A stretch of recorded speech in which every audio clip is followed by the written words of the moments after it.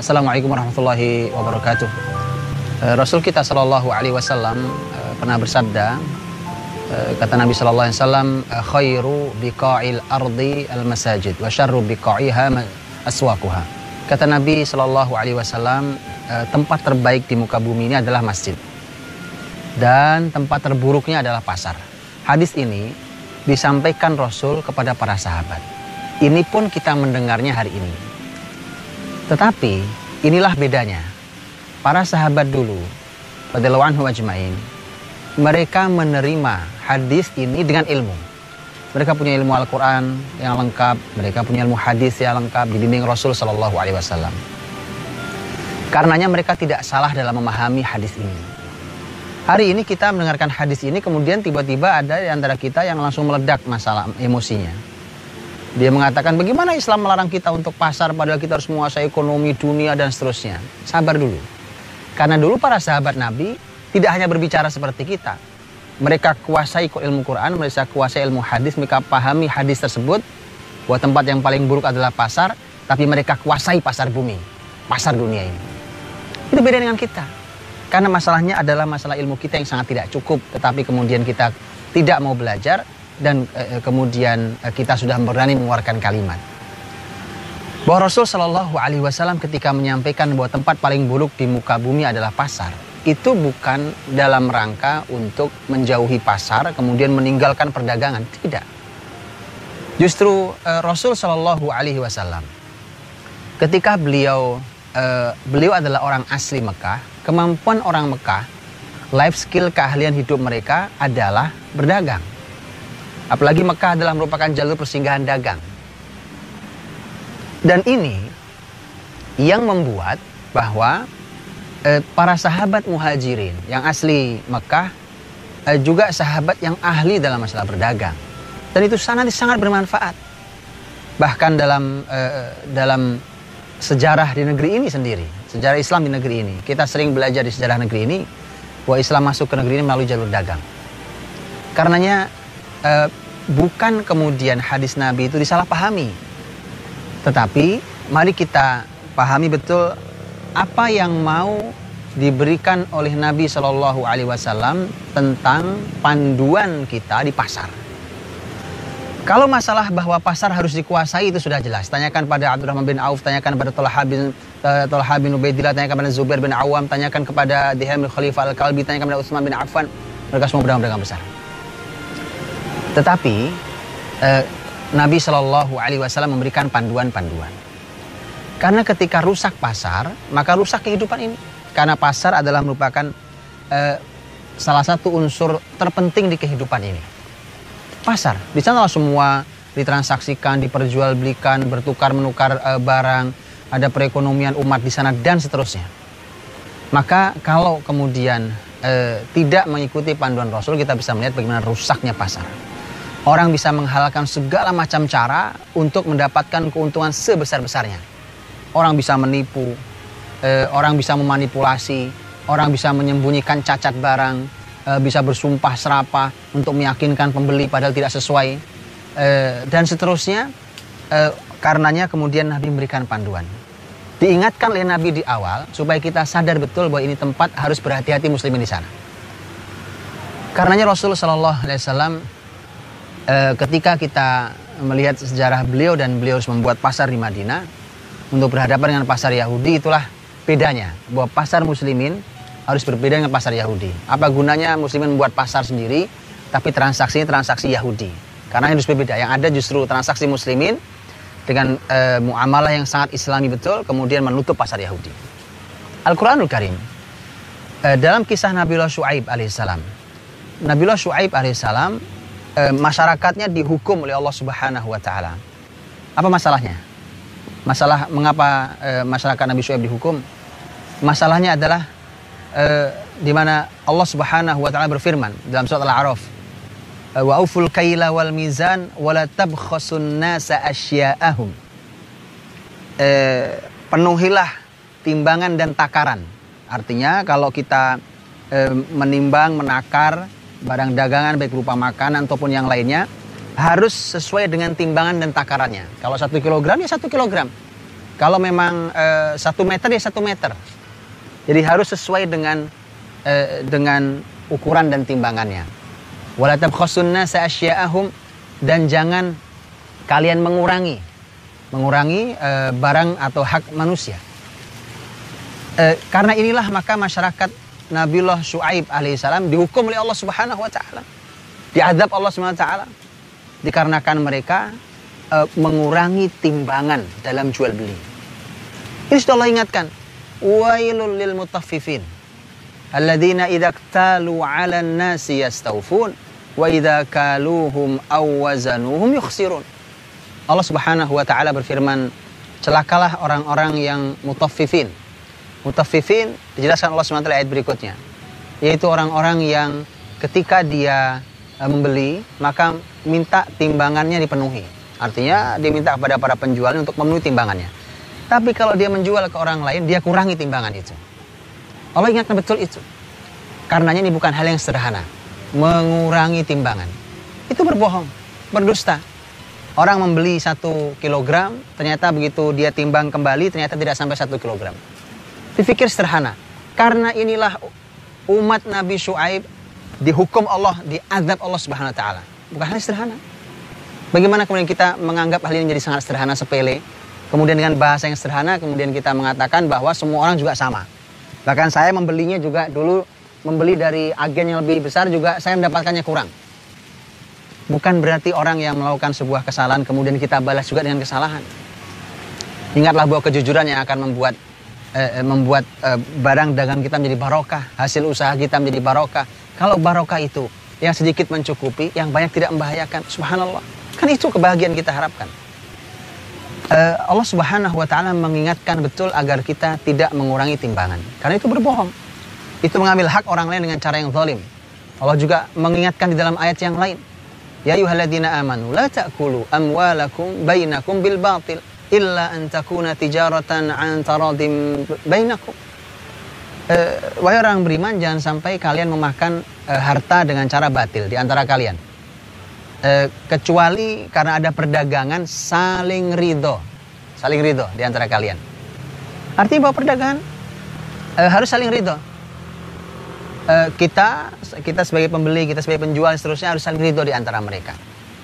Dan ini kalau ada pembeli merasa tertipu, penjual dan seterusnya, ada hal yang buruk terjadi di antara penjual dan pembeli, maka pasti mereka tidak saling ridho. Padahal yang diizinkan dalam Islam adalah harta hasil perdagangan yang saling ridho. Kalau tidak, maka dianggap memakan harta manusia dengan cara yang batil. Islam menjaga betul hal ini dalam masalah perdagangan. Karena nanti kita bisa melihat bagaimana hebatnya perdagangan muslimin, tokoh-tokoh besar dalam Islam, dan barokahnya perdagangan mereka. Karena mereka menjaga betul syariat Allah Subhanahu wa taala di pasar-pasar mereka. Sebagai muslim, bukan hanya muslim di masjid, tapi juga muslim di pasar. Kita yang punya Allah di masjid, kita punya Allah di pasar juga.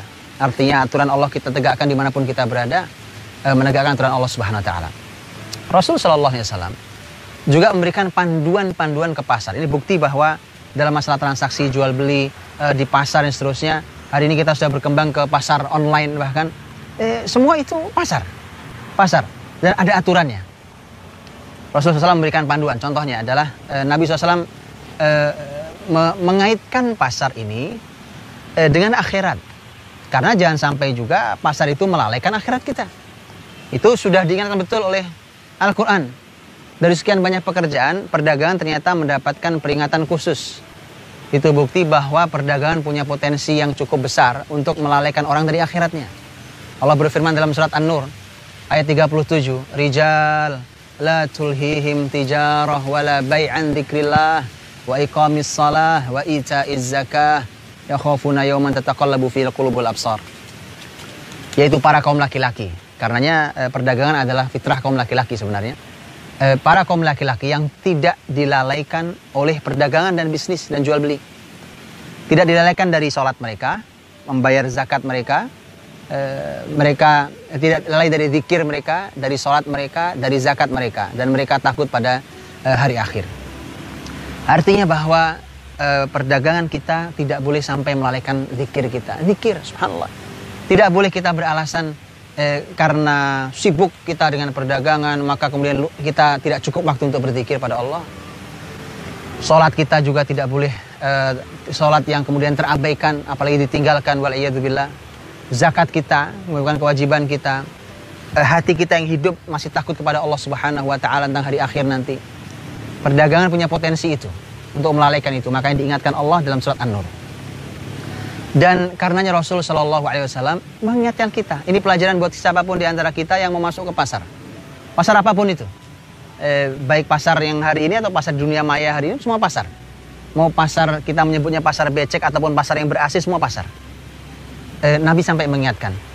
Kata Nabi, man dakhala as-suq wa qala, siapa yang masuk ke pasar dan berkata, la ilaha illallah wahdahu la syarikalah, lahul mulku wa lahul hamdu wa huwa ala lahul mulku wa lahul hamdu wa huwa hayyun la yamutu biyadihil khair wa huwa ala kulli syai'in qadir. La ilaha illallah, tiada ilah kecuali Allah. Wahdahu la syarikalah, hanya Dia yang esa, yang tidak ada sekutu baginya. Lahul mulku wa lahul hamdu, baginya lah kerajaan dan baginya lah pujian. Yuhyum wa yumit, dialah yang hidup dan dialah yang menghidupkan, dialah yang mematikan. Wa huwa hayyun la yamut, Dia yang maha hidup dan tidak mati. Biyadihil khair, di tangannya ada semua kebaikan. Wa huwa ala kulli syai'in qadir, dan Dia atas segala sesuatu maha kuasa. Kata Nabi, siapa yang masuk pasar dan membaca itu, maka Nabi Shallallahu Alaihi Wasallam bersabda, ini luar biasa, menggabungkan antara mencari rezeki dengan mendapatkan kebaikan akhirat. Luar biasa bukan? Masuk ke pasar, tapi mendapatkan keutamaan, keistimewaan. Kata Nabi, maka orang yang seperti itu, dia akan kutibalahu alf hasanah, akan dicatatkan baginya 1 juta kebaikan. Wa muhya anhu alf sayyi'ah, akan dihapuskan darinya 1 juta keburukan. Wa rufi'a lahu alf darajah, dan akan diangkat baginya 1 juta derajat kebaikan. Tapi baca itu, untuk masuk baca itu. Diberikan oleh Nabi SAW panduan. Contoh panduan Nabi yang lain juga yang harus diperhatikan, yaitu kalimat Rasul SAW yang sangat kita kenal. Man ghasyana falaysa minna, siapa yang menipu kami maka bukan golongan kami, itu bukan bagian dari kami. Siapa yang menipu kami. Kalimat Nabi ini sababul wurudnya, sebab terjadinya kalimat ini adalah ketika Rasul Shallallahu Alaihi Wasallam ke pasar. Beliau ke pasar, kemudian melihat ada orang menjual makanan. Kemudian Nabi SAW memasukkan tangannya ke bawah, karena bertumpuk ya, kemudian dimasukkan gitu. Dia basah. Yang bagian atas kering, yang bagian bawah basah. Ini berbeda. Ketika berbeda, maka Nabi bertanya, ini apa wahai fulan? Nabi bertanya pada penjualnya. Si penjual mengatakan bahwa ini terkena air ya Rasulullah. Kata Nabi, tidakkah kamu angkat sekalian supaya siapapun yang mau membeli tahu bahwa ini basah, ini kering. Nah itu. Dan Nabi mengatakan, man ghasyana falaysa minna, siapa yang menipu kami maka dia bukan bagian dari kami. Sampai Rasul SAW juga dalam hadis yang sahih riwayat Ahmad, Rasul juga menyampaikan dalam sabda beliau, al-muslimu akhul muslim, Muslim itu saudaranya Muslim. Kita sama-sama Muslim, dimanapun kita transaksi, kita saudara. Subhanallah. Bisnis adalah bisnis, tetapi saudara juga tetap harus dipertahankan. Kita sama-sama saudara. Al-muslimu akhul muslim, Muslim adalah saudaranya Muslim. La yahilu li muslimin an yabi'a min akhihi bay'an fihi aib illa bayyanahu lah. Tidak halal. Lihat Nabi SAW mengatakan, tidak halal. Tidak boleh, tidak halal. Rizki yang diambil pun tidak halal. Bagi seorang Muslim, kalau dia ingin menjual dari saudara, menjual pada saudaranya, barang yang ada cacatnya barang itu, kecuali dia harus menjelaskan cacat itu. Ini sulit buat orang berdagang hari ini. Tapi ini tidak ada pilihan. Luar biasa. Biarkan dia membeli dengan ridho. Dengan barang yang ada cacatnya ini, dengan dia ridho dia ambil. Kalau tidak, ya sudah. Insya Allah akan Allah hadirkan rezeki dari orang yang lain. Tidak usah khawatir. Tidak perlu, dan dosa hukumnya, tidak halal rezeki yang dibawa. Kalau ternyata barang yang didapat oleh saudaranya adalah barang yang cacat, yang tidak diketahuinya, tidak diketahui oleh pembeli, dan padahal diketahui oleh penjual dan tidak menjelaskannya. Jadi harus dibuka, disampaikan. Kecuali si pembeli sudah melihat semuanya, bahkan melihat cacat itu, dan kemudian dia mengatakan saya ridho, nggak ada masalah, silakan. Tidak masalah itu. Tapi kalau tidak, lihat, sangat diperhatikan. Mengapa? Agar tidak ada saudaranya yang dirugikan. Karena kita bersaudara. Tidak boleh kita merugikan saudara kita. Maka ini merupakan salah satu adab dari Nabi SAW di pasar, di mana seseorang harus jangan sampai merugikan saudaranya. Jadi semangat beruhuwah. Al-muslimu akhul muslim. Muslim adalah saudaranya muslim. Itu ada semangat bersaudara dalam transaksi jual beli. Karenanya Nabi SAW mengatakan dalam hadis beliau, rahimallahum ro'an samhan idha ba'a samhan idha ishtara samhan idha qada samhan idha qtada. Kata Nabi SAW, Allah merahmati, subhanallah, rahmat Allah. Allah turunkan rahmat. Rahmat artinya kasih sayang. Kalau sudah Allah ikut campur, dihadirkan kasih sayangnya, maka tidak ada yang sulit. Tidak ada yang sulit dalam masalah perekonomian kita, dalam masalah jual beli kita, dalam masalah perdagangan kita, dalam masalah pasar kita, bisnis kita. Kalau Allah sudah ikut campur. Allah rahmati. Siapa yang dirahmati? Seseorang. Samhan idha ba' samhan idha syara. Orang yang lapang saat menjual. Lapang saat membeli. Kalau kita penjual, kita menjual barang pada orang lain menawar, sah, silakan. Jangan berkecil, jangan. Jadilah orang yang lapang, jangan berkecil hati, jangan mudah marah. Jadilah orang yang lapang saat menjual. Mungkin dari tawaran itu kita sudah ada untungnya. Kalau memang saudaranya kita lihat memang dia punya uang itu, kemudian dia memerlukan barang ini, kita pun sudah dapat untungnya. Allah merahmati orang yang melepas barang itu dengan lapang. Berikan pada saudaranya. Yang memang sudah menawarnya dengan harganya, kita sudah dapat keuntungannya. Begitu juga saat membeli, subhanallah. Lapang saat membeli. Samhan idha ishtara. Lapang saat membeli, kita membeli barang, membeli sesuatu. Dengan membeli itu kemudian pasti kita menawar apa segala macam. Begitu kita menawarnya kemudian kita perlu barang itu. Saudara kita juga perlu mendapatkan keuntungan. Karena mereka menjual. Mungkin kita ingin lebih rendah lagi. Nampaknya kita punya uangnya, kita perlu barangnya, saudara kita perlu untungnya, berikan. Bayar. Yang lapang. Yang lapang saat menjual, yang lapang saat membeli. Itu Allah akan memberikan rahmat bagi orang yang seperti itu. Dan Rasul SAW juga memberikan panduan-panduan yang lain. Contohnya adalah ketika para sahabat Nabi SAW memberikan panduan tentang, memberikan penjelasan tentang bagaimana sifat Nabi SAW. Para sahabat mengatakan, beliau adalah tipe orang yang tidak suka berteriak-teriak di pasar. Berarti ini dapat catatan penting. Di pasar orang mentang-mentang di pasar, kemudian dia bersuara setinggi-tingginya dia di pasar. Nabi SAW bukan tipe orang yang bersuara tinggi-tinggi, berteriak-teriak di pasar. Itu bukan Nabi SAW. Kita kasih contoh itu. Tidak perlu juga orang berteriak suara keras, lantang, dan seterusnya. Maka ini semuanya perlu kita perhatikan, karena bahkan kalau kita belajar fikih ini yang menarik, yang terakhir adalah bahwa